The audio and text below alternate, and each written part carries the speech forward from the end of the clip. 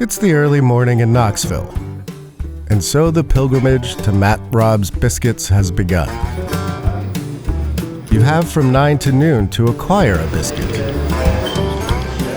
but they're usually all gone before that window expires.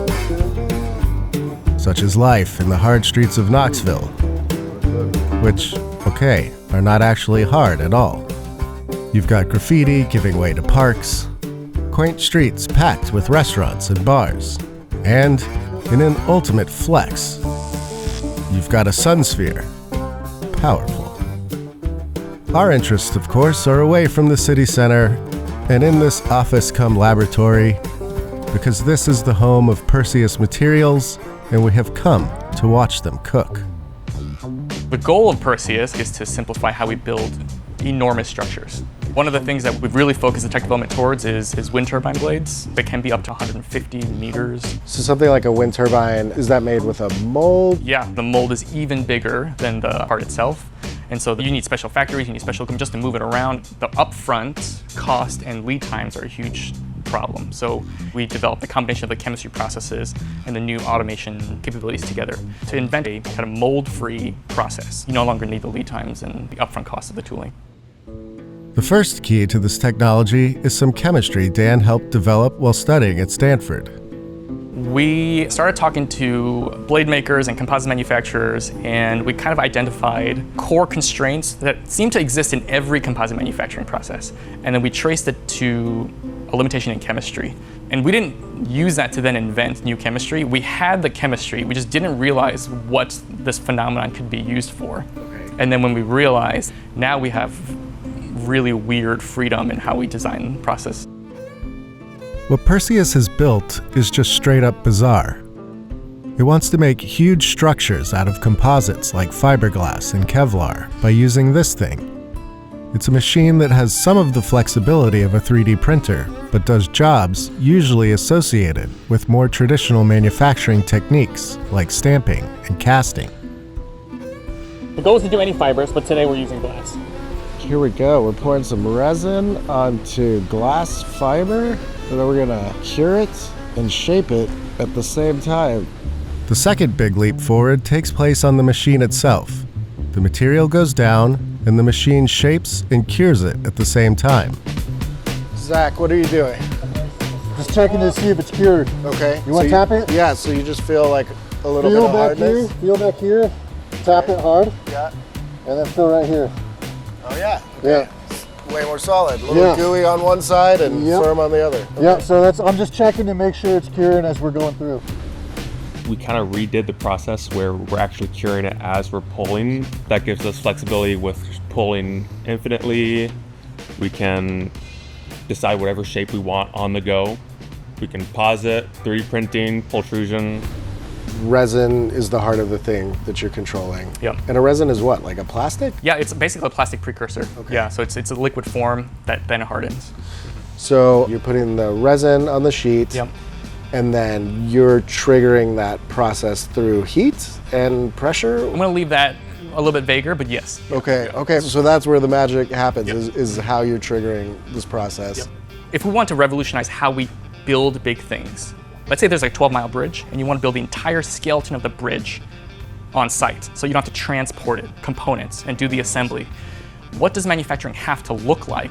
It has to be extremely fast. It has to be faster than any manufacturing technology that exists today.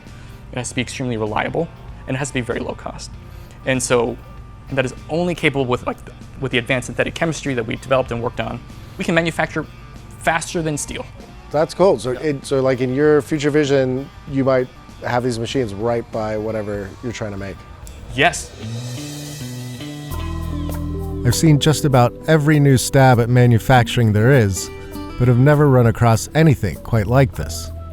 It's chemistry meets materials science meets computing in a totally new form.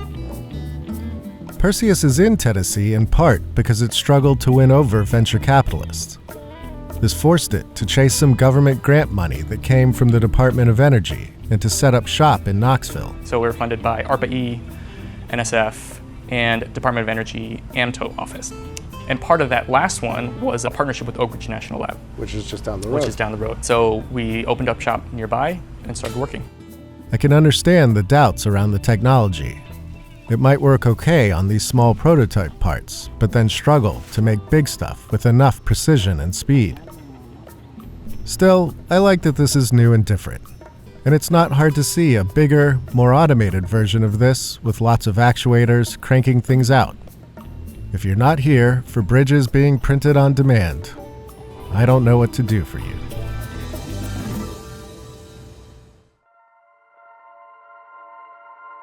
Build your company faster and better.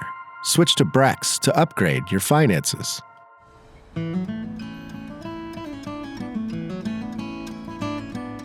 After enjoying my time huffing fiberglass with the boys, I needed to make a pilgrimage to Knoxville's ultimate star attraction, the University of Tennessee. I mean, it's no University of Texas, but the surroundings are all right. Inside this university building is Eonix. It's a startup run by Don DeRosa, and it's trying to make better batteries faster. My name is Don DeRosa. I'm the CEO of Eonix. We're an accelerated materials discovery company for lithium-ion batteries. We are in a new electricity-rich era, as cars, planes, and all sorts of other vehicles are now running on lithium-ion cells. Making new battery chemistries that are safer and more efficient is a must. But this process tends to require huge investments and many years of research and development. And so, Eonix has decided to automate the R&D process using a mix of software and robots. Everything is running by itself. Formulations are automatically sent to our robot. Okay. So we have the ability to use 12 different additives, 4 different solvents, or 2 different salts at a time. And you're able to get up to about 32 solutions done in just a few hours. Okay. Now for context, we used to have 2 lab techs who would work at this station, and they get about 11 or 12 solutions done per day. So we have a significantly higher output. We don't require 2 humans to be at the station at all times, and you don't have to work in a glove box, which is a huge upside. Eonix tries to blast through as many promising battery chemistries as possible. Then it measures and analyzes the chemical reactions in ultra-fine detail. Once we automatically formulate those suggestions, they go into a series of machines to evaluate thermal performance, conductivity, viscosity, things we want to know before they should even be considered for a battery. So we're able to see, like, this one doesn't freeze all the way down to minus 80 degrees Celsius. That's probably a good candidate for low temperature applications like space or eVTOLs or Arctic conditions for military applications. We've made a lot of non-flammable lithium-ion batteries. We've made one that doesn't suck. The major goal is to find chemistries that last longer and are less flammable and that can slot right into existing battery designs. So we evaluate different chemistries, different electrolytes, and we pick out which one works better, and then we drop it right into a commercial cell. So this is a cell that's really 99% of the way there from a manufacturing perspective. Only thing it's missing is the liquid electrolyte. We go over here, this is just a glove box, we fill it, we seal it, so it's crimped right here, and then we have a battery, and that's it. Getting something to just drop into batteries that are already manufactured, that's the real trick. We're gonna go blow a battery up. We're gonna blow a battery up, yeah. So we're gonna do a totally real test called a nail pen test, where we take a fully charged lithium-ion battery and we drive a nail through it. Let us in. I wanna blow stuff up. All right, so they have the tool open so you can see the chamber. Oh, cool. It's an accelerated rate collimator. Allows us to determine basically the thermal performance of a battery on failure. So we're gonna drive a nail into that battery, we're gonna short it internally, and well, this one's gonna explode, like a lot.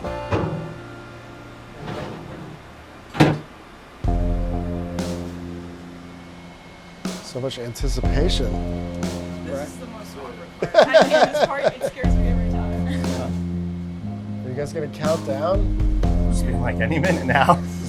You're gonna hear it. Yeah. Yeah. Yeah, it's pretty Oh, nice. Okay. Oh, shit, yes. Oh. That's a nice fire. How hot did this one get? This was just under 800. 800 Celsius. Yeah. 800 Celsius. Wow. Feeling satiated by my daily dosage of explosions, it was time to push on across Tennessee and through its weather. It was time to get moody and make a religious pilgrimage of sorts. It was time to go to Oak Ridge. The atom bomb city of Oak Ridge, Tennessee, where a vast army of workers kept the secret of a new age.